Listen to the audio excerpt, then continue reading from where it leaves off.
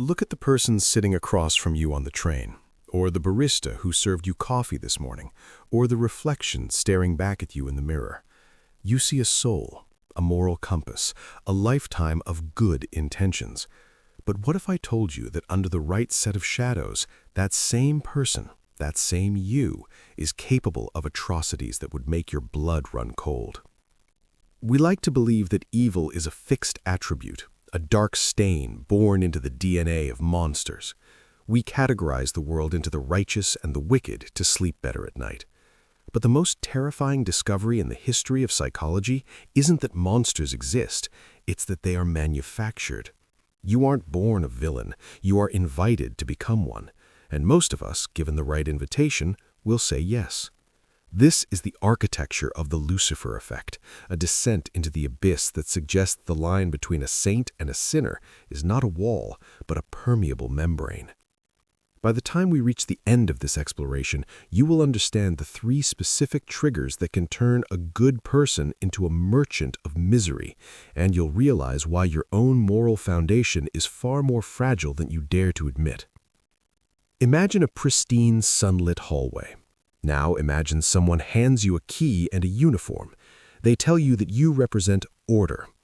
Across from you is another person, stripped of their name, referred to only by a number. In less than 72 hours, you will find yourself enjoying the sound of their distress.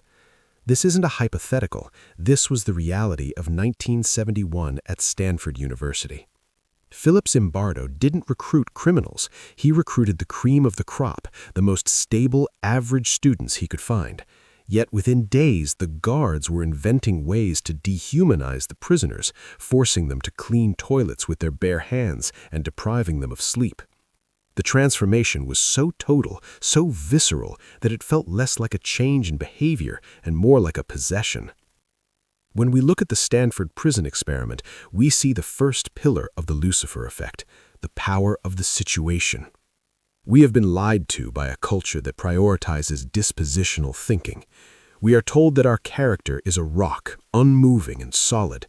But psychology reveals that character is more like a liquid. It takes the shape of whatever vessel it is poured into. If the vessel is shaped like a prison, you will become a captor.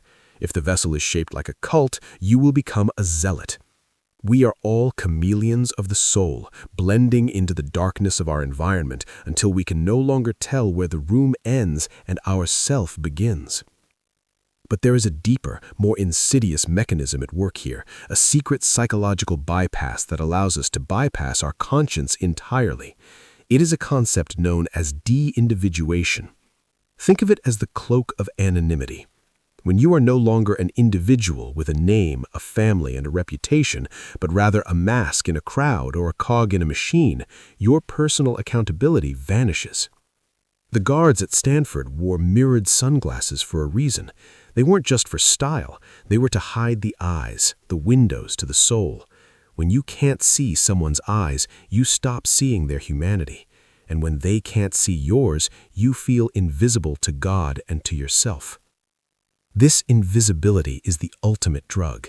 It grants the ego permission to do what it has always desired but feared to enact due to social consequence. In the digital age, this has manifested in the venomous shadows of internet comment sections and anonymous forums, but the root is the same. When the mask goes on, the empathy goes out. We move from being a someone to being a role. And a role has no heartbeat, it only has a function. This is why ordinary bureaucrats in historical genocides could go home and kiss their children after a day of signing death warrants. They weren't killing, they were processing. They weren't men, they were administrators.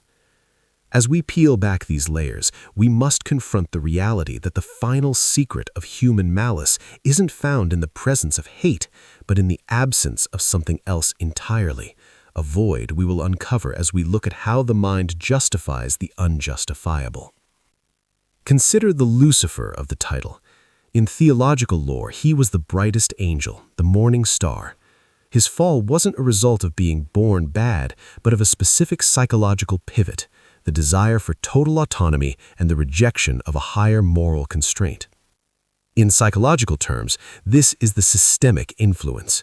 We are often told that one bad apple spoils the barrel, but the Lucifer effect argues that the barrel itself is rotten. The system, be it a corporation, a military unit, or social hierarchy, creates the conditions where cruelty becomes the path of least resistance. In this dark theater, the system provides the script. It provides the ideology. This is the most dangerous tool in the arsenal of dark psychology. If you can convince a person that their cruelty is serving a greater good, they will commit that cruelty with the fervor of a saint. This is the alchemy of moral disengagement. We sanitize our language. We don't torture, we use enhanced interrogation. We don't murder, we neutralize threats. By changing the words, we change the world. We wrap our inner demons in the flags of justice, security, or progress until the screams of the victims sound like the necessary background noise of a functioning society. This leads us to the terrifying realization of the banality of evil, a term coined by Hannah Arendt. She observed that the architects of some of history's greatest horrors weren't snarling villains with scarred faces. They were terrifyingly normal. They were polite. They were punctual. They were bored. They were simply following the logic of the system they inhabited. This is the boring evil. It's the evil of the middle manager, the silent bystander, the person who says, "I was just doing my job."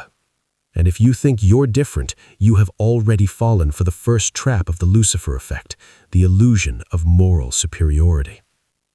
The moment you say, "I could never do that," you have effectively lowered your guard. You have blinded yourself to the situation and the system. True psychological resilience doesn't come from believing you are good. It comes from acknowledging that you are capable of being evil and constantly monitoring the temperature of the room you're in. Because the descent doesn't happen all at once. It's a slope, not a cliff. It starts with a small compromise, a tiny silence when you should have spoken, a minor act of obedience that feels uncomfortable but necessary. Think of the Milgram experiment, where ordinary citizens were told to deliver electric shocks to a stranger. They didn't start at 450 volts. They started at 15, a tiny harmless tickle. But once you've pressed the 15-volt button, you've already crossed the threshold. You've accepted the authority of the man in the white coat. The jump from 15 to 30 is easy. From 30 to 60 is effortless. By the time the victim is screaming for mercy, the participant is already too far down the slope to turn back. To stop now would be to admit that everything they did leading up to this point was wrong, and the human ego would rather kill someone than admit it was wrong. This is the sunk cost fallacy of morality. We stay on the path of darkness because our pride demands that the path must be right. We are now approaching the core of the mystery, the reason why some people, the tiny 1% minority, refuse to bow. We will soon see what separates the hero from the hollow man, but first, we must understand the most chilling psychological phenomenon of all, the bystander effect combined with the diffusion of responsibility. In a group, your conscience is divided by the number of people present. If you are alone and see someone drowning, the weight of their life is 100% on your shoulders. If there are 100 people watching, you only feel 1% responsible. You wait for someone else to move. You look at the crowd to see how you should feel. If everyone else is standing still, you conclude that standing still is the correct thing to do. Your internal moral compass is jammed by the magnetic field of the collective. This is how entire neighborhoods can listen to a crime being committed and never pick up the phone. It isn't because they are bad people, it's because they have become socially paralyzed. The Lucifer effect is at its heart a study of the situation overcoming the person. But what is the situation currently doing to you? We live in an era of unprecedented systemic pressure. We are constantly nudged by algorithms to dehumanize the other side. We are rewarded for outrage and punished for nuance. We are being trained every single day to view our fellow human beings as avatars or profiles rather than breathing, feeling entities. The digital world is the ultimate Stanford Prison Experiment, and we are all guards and prisoners simultaneously. We must ask ourselves, what are the mirrored sunglasses we are wearing today? What are the uniforms we have put on that allow us to treat others with a coldness we would never show to our neighbors? The ultimate truth, the final secret I promised you, is that there is no such thing as a good person or an evil person. There are only situations and choices. The Lucifer Effect isn't a condemnation of humanity, it's a warning. It tells us that the seed of evil is not a rare mutation, but a common dormant trait in the human garden. It only needs the right soil and the right amount of water to bloom. But here is the life-altering thought I want you to carry with you.